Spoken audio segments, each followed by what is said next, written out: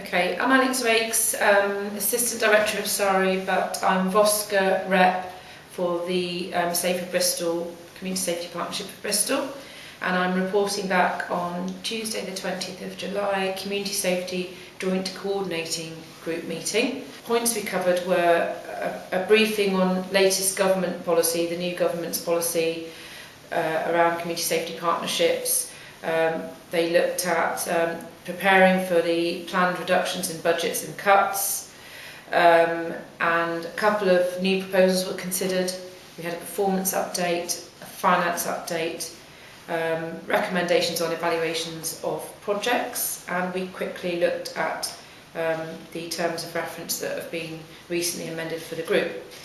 So firstly, government policy that's being proposed for community safety partnerships. Still a lot of uncertainty about that and a lot of different suggestions as to what's going to happen. But in general, there is no doubt there will be big changes to community safety partnerships across the country, Safer Bristol being no exception. We seem to be getting a consistent message that they're going to no longer be a statutory duty, i.e. Local authorities will not have to have them, so it will be up to local authorities whether they have them or not. And we also be seeming to get a message that if this happens, they will no longer be externally scrutinised because they won't have statutory performance requirements put on them. That said, the view around the table, particularly from the chair, was that because they've now gone so far with the work they're expected to do for local authorities around crime reduction and community safety, they believe that they will still be a very important structure to pretty much every area, and that the government is still going to rely on them to achieve quite a lot around crime reduction. No doubt, no matter which way we look at it, there's going to be major cuts to budgets for community safety partnerships or structures that succeed in the future. There's no doubt about that. National indicators are in general going to be removed, if not all to be removed. Some have already gone, and some that are attached to community safety partnerships have already gone. But there's a general view around the table that no matter what, the value of them is very much recognised, and they would want them to continue in a similar line to the way they're going at the moment, and would also want to keep measuring many of the outcomes that national indicators are currently looking at, because some of them are quite useful. The discussion around preparing for budget cuts, generally any people where posts are becoming vacant, they're not being replaced. Everybody is preparing for major cuts, as you'll probably be aware. No difference for the community safety partnership, its staff and all its projects. But again, no idea how much is going to be cut at this stage. Not likely to be many more in-year cuts. They've made a lot of savings through natural wastage and by looking at where they can cut expenditure. So they're not expecting to make a lot more cuts this year. Next year, though, they're preparing for that happening. And what they're saying is that they're going to ask all services and projects funded by the Community Safety Partnership to consider three different options: a 12.5% cut, a 20% cut, or a 50% cut. And they want everyone to consider the scenario for those three, to consider those three scenarios and to look at what they would do in those situations. There are a number of service projects funded in the voluntary sector by Safer Bristol, and they're going to be asked to consider the same three options. Really, they weren't considering either public or voluntary. They were just saying everyone's going to have to face major cuts. It didn't really come up.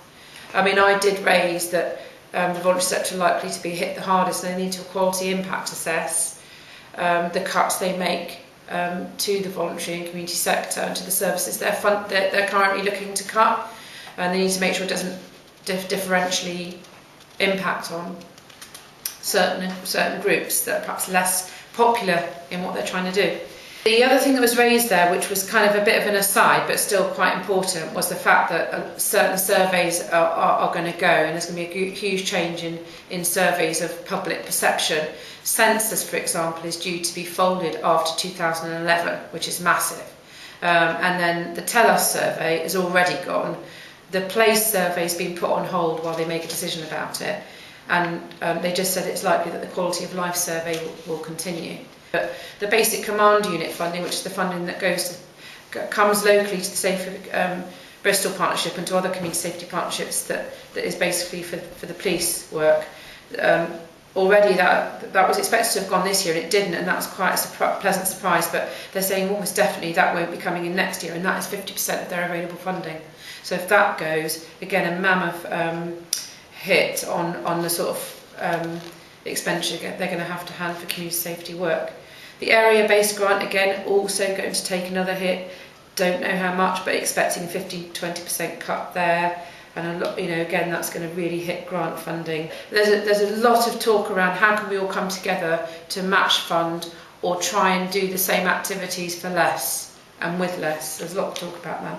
The next meeting, the CSJCG, the next one, they will look there. By that point, they'll start being able to see which posts are under threat and which projects will be under threat and how they can manage the risk around that. So that's kind of funding. There was a brief update on performance around, again, against national indicators, many of which are likely to go, but for the time being they're sticking with them, and some of them are still to report back on anyway. And there's nothing really very interesting to report back on that. Overall, not huge, but there are gradual reductions continuing on crime rates across most areas being measured. The finance update was basically just to report that there's not much funding available for this year to the Community Safety Partnership left to spend. I think about £14,000 to revenue and £16,000 to capital.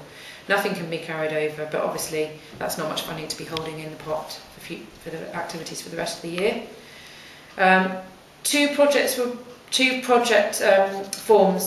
applications were brought to the group to consider. One was looking to bring in a new MARAC for serious sexual violence, and the other one was around something called the Phoenix Project, which was a programme for young offenders to be run by I think Fire and Rescue and the Bristol Rugby Community Foundation. Both were rejected. Basically, looking at the current climate, it was felt that they didn't offer anything significantly new or different that couldn't be amalgamated in current activities to warrant the spend. So that wasn't agreed by people around the table, wasn't voted in. We then were informed about the evaluation plans for all services and projects funded by Safer Bristol. This is closely linked to the planned cuts, in that by thoroughly evaluating all the projects as far as they can start to look at need and outcomes, and that will feed into what cuts are eventually made. And given the list of all projects, very few were not going to be subject to either a full or partial evaluation, and the majority will be put through a full evaluation in this financial year, ready for the cuts that are likely to come in, and to be able to make an informed assessment on what should continue or should reduce. And finally, we just quickly ran our eyes over the terms of reference for the group, which had just been marginally amended, and those were ratified. So that's the report back for this meeting. Thank you.